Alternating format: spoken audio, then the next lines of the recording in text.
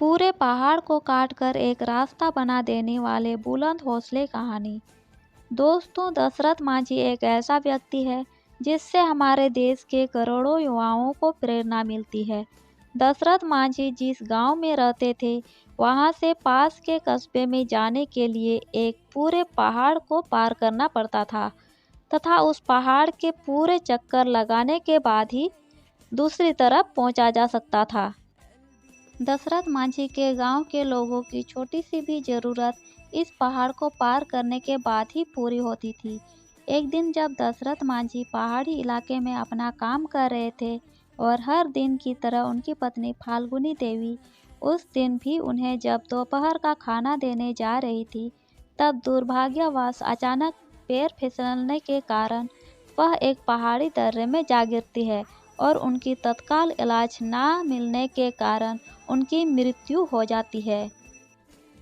फाल्गुनी देवी की मौत का सबसे बड़ा कारण वह पहाड़ था जो दशरथ मांझी के गांव और शहर के बीच दीवार बनकर खड़ा था।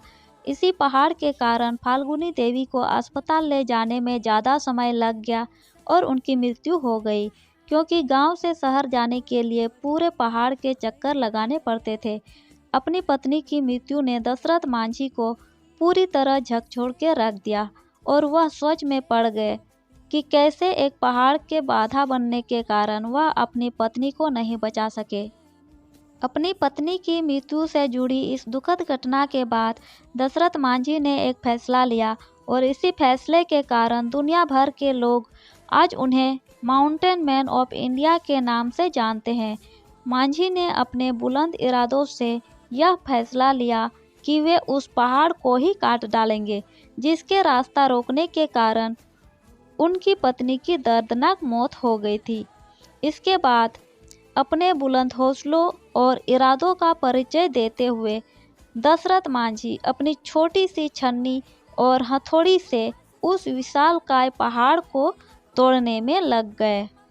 जब गांव वालों ने पहली बार मात्र एक छन्नी और हथौड़ी से पहाड़ को तोड़ते हुए देखा तो लोग उस पर हंसने लगे और उनका मजाक उड़ाने लगे। कईयों ने तो उन्हें पागल भी कहना शुरू कर दिया था। लोग कहते थे कि ये अपने बीवी के मौत के सदमे से पागल हो गया है, जो इतनी छोटी सी छन्नी और हथौड़ी से विशालकाय पहाड़ को तोड़ने लगा है। इन सब के बावजूद दशरथ मांझी अपने काम में जुटे रहे। इसी तरह दिन बीतते चले गए। कई महीने गुजरे, कई मौसम आए और चले गए। अब तो साल भी बीतने लगे थे। क्या गर्मी, क्या बरसात, क्या ठंड, इन सब की ना परवाह करते हुए दशरथ मांझी सिर्फ अपने लक्ष्य को हासिल करने के लिए कठिन परिश्रम करते रहे। उनका बस एक ही लक्ष्य था, उस पहाड़ को काटकर रास्ता बना देना, ताकि जो उनके साथ हुआ वह फिर किसी और गांव के सदस्यों के साथ ना हो। अपने दृढ़ संकल्प और बुलंद इरादों का परिचय देते हुए लगातार 22 साल की कठिन परिश्रम और मेहनत के बाद पहाड़ में 360 फुट लंबा, 25 फीट गहरा, 30 फीट चौड़ा रास्ता बनाने में कामयाब हुए। दशरथ मांझी द्वारा बनाए गए इस रास्ते के कारण गया के अन्नी से वजीरगंज दूरी मात्र 15 किलोमीटर रह गई, जो पहले पहाड़ को चक्कर लगाकर जाने के बाद 80 किलोमीटर की दूरी पड़ती थी, वह मात्र 3 किलोमीटर की ही रह गई। दशरथ मांझी के इस फैसले का पहले तो मजाक उड़ाया गया, पर उनके इस प्रयास ने जालोर के लोगों के जीवन को सरल बना दिया। दशरथ मांझी जी का जीवन उन लाखों छात्रों के मिसाल है जो आज के इस कठिन दौर में सरकारी नौकरी की चेष्टा करते हैं।